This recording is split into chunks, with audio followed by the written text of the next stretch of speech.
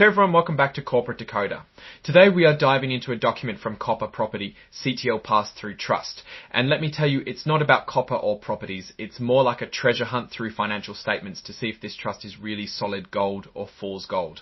Before we start, if you appreciate getting straight insights from corporate documents, make sure you're subscribed. We also have a Discord community linked in the description below for deeper discussions. So what's the big deal? Well, this is an amendment, a correction to their annual report. Think of it like adding a missing piece to a puzzle. The missing piece, the financial details of Penney Intermediate Holdings LLC, basically JC Penney, which leases a big chunk of Copper Properties buildings. Why is this important? Because if JC Penney isn't doing well, it could spell trouble for Copper Property buildings.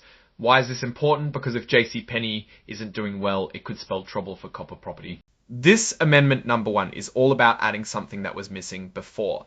They needed to include the full financial picture of Penney Intermediate Holdings LLC, because Penney Intermediate Holdings LLC is important. They lease a bunch of properties from Copper Property CTL Pass-Through Trust, and these properties make up more than 20% of the trust's total assets. It's like saying, hey, we need to show you how our biggest customer is doing because their success is tied to ours. Since Penney Intermediate Holdings LLC pays for almost all the costs to run those properties under what's called triple net leases, it makes them important. It also notes that Copper Property CTL Pass-Through Trust did not prepare these financial statements of Penney Intermediate Holdings LLC pays for almost all the costs to run those properties under what's called triple net leases. It makes them important.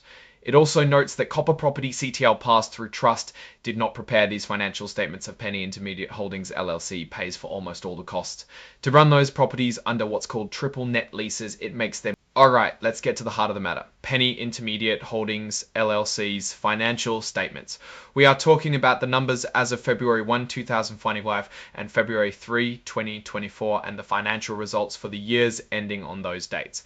Let's quickly check the financial numbers from the consolidated balance sheets. It shows the money owed to Penney Intermediate Holdings LLC from its customers after taking away any money they don't expect to collect. In February 2025, it was about $50 million, and in the prior year, it was about $43 million. Total assets were about $3.8 billion in February 2025 versus about $3.7 billion in the previous year. So we are seeing very slight growth. Total liabilities and equity were about the same in the current year as the previous year. Moving to the consolidated statements of operations or income statements, here we see how much revenue Penney Intermediate Holdings LLC brought in from sales. In the year ending February 2025, the company brought in about 11.5 billion. In the previous year, it was about 11.2 billion. So we are seeing a small growth in revenue. Net income in 2025 was about 330 M versus 141 M the previous year. So we are seeing massive growth in income. In fact, more than double. It is always important to look at revenue and net income together. If net income grows faster than revenue, then it means costs got out of hand. Finally, let's look at cash flow. The statement of cash flow shows how much cash the company has at the end of the year. This is an important measure to make sure they can pay their bills. For Penney Intermediate Holdings LLC, the company had about 470 M in cash for February 2025 versus about 340 M in the previous year.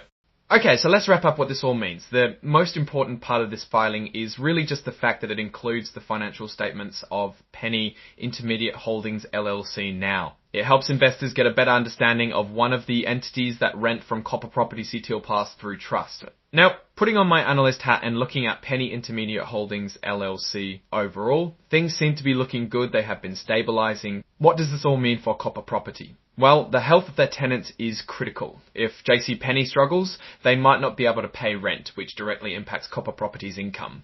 This report gives a little more transparency showing JC Penney is reasonably stable. Alright, that's our breakdown of Copper Property CTL Pass-Through Trust's latest filing amendment. What's your take on these numbers and what they signal for the company's future? Drop your thoughts in the comments. If this analysis was valuable, hitting that like button really helps, and subscribe for more deep dives. Don't forget to check out the Discord in the description. Thanks for watching. See you next time.